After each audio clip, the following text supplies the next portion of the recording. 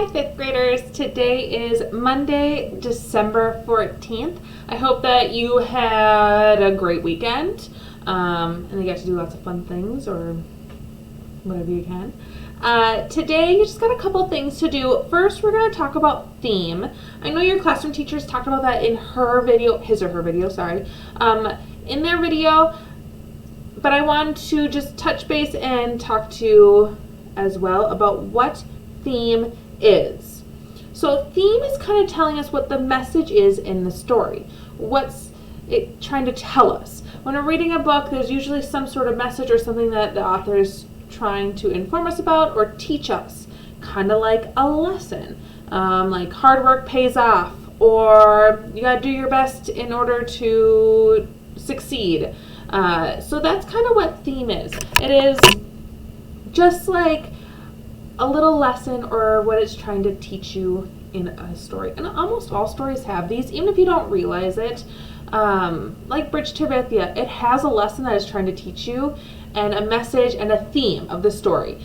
You might not know it till the end. Typically you don't know it till the end. So right now in that book, we haven't figured it out. But in today's activity, they're short, so we'll be able to find out what it's trying to tell us and teach us. Okay? What you're going to need to do is in your bundle, you're going to find the activity that looks like this. So find the theme answer sheet. It is task cards. Okay, and what we're going to do is I'm going to read them, and then your answers are on this first sheet. So I'll read the paragraph for numbers 1, 2, 3, and 4, and then you just need to circle the answer on this first page. It'll make sense when we go through it. So I'm going to read them, then you answer. I'm going to turn my camera so you can see. Whoa. Maybe. There we go. Okay. Answer sheet's the first one, so let's go to the first story called The Recital, number 1. Kara chose a difficult piece to play for the piano recital. Her teacher advised her to select an easier one, but Kara knew she could do it. She practiced every day after school. When her friends called to see if she could play, Kara told them that she couldn't and continued to practice. Even with all that practicing, a week before the recital, Kara still could not play the piece without making mistakes. Kara thought that giving up and switching to an easier piece, but instead she decided to double her practice time. The night of the recital arrived. Kara was the last student to play. As she walked onto the stage to take her place at the piano, she remembered the long hours she had spent practicing. Kara began to play. Her hands danced across the keyboard. She knew the piece so well. When the final note faded, the room erupted in applause. She played the piece perfectly. So what is that trying to teach us? And if you go back to the answer page here, is it trying to teach us A, it takes a lot of practice to play the piano? B, Kara practiced a lot and did well? Or C, persistence, like effort and keep trying, pays off, like in the end you'll get some sort of reward? What do you think? I'm going to give you this one. It's C. Okay, let's go and do number 2, Kevin's book report. Kevin wasn't worried about his book report. He had 3 whole weeks to get it done. There was no reason to get started right away, especially when he had just gotten a new video game. The next day, Kevin thought about going to the library to pick out a book for his report, but decided to play with his friends instead. He could go to the library on the weekend instead. The weekend came, and rather than going to the library, Kevin spent the whole weekend at his cousin's farm. He didn't go to the library the next week either.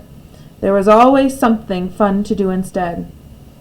2 weeks passed, and Kevin still hadn't picked out a book. By the time he finally got to the library, there was not enough time to read the book and write the report. Kevin tried to write the report without reading the whole book, but it did not go very well. Kevin failed the assignment. What's this one teaching us? A, schoolwork is more important than playing. That's not what this was fully about. B, don't put things off to the last minute. Well, he kept putting off, and he failed, so don't do that. Is that what's trying to teach us? C, Kevin should have done his book report first. Pick what you think, and then go on to number 3. The new girl. Sarah didn't play with Layla, the new girl, in her class at recess. No one did. Layla had come to their school after winter break. She wore strange clothes and she spoke with an accent. So she's got a different, her voice sounds different.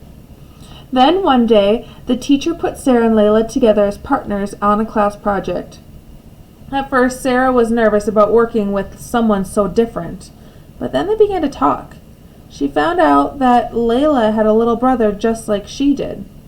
Not only that, they both loved to draw and they both collected seashells. Sarah invited Layla over after school to work on the project and to see her shell collection. The girls worked well together, and before she left, Sarah gave Layla one of her best shells to take home for her collection. The next day, Layla invited Sarah over for dinner. The food was really different than what Sarah was used to, but it tasted really good. Layla's parents were nice too. The girls got an A on their project, but even better, they became good friends. 3. A. Don't judge people before you get to know them. Is that kind of what it's teaching us? Don't judge people. You might become friends. B. Sarah and Layla became good friends. Is that really a lesson it can teach? C. Friends are important. Is that what this mostly about? Think about that one. When you're ready, let's go on to the last one, number 4. Cassie was having a wonderful time at summer camp.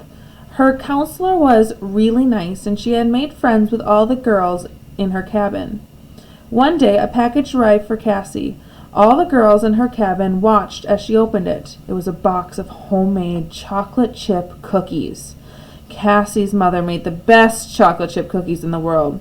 Cassie took one out of the box and was just about to take a bite when one of the other girls asked if she could have a cookie. Then all the girls were asking. Cassie counted the cookies in the box. There were exactly 12 of them. There were 10 girls in the cabin. If she gave a cookie to each girl, there would only be 2 left for herself. Cassie knew that if she shared with one girl, she would have to share with everyone, so she decided not to share at all. Cassie got to eat all of her cookies herself, but from then on, the other girls hardly talked to her at all, and no one wanted to be her friend anymore.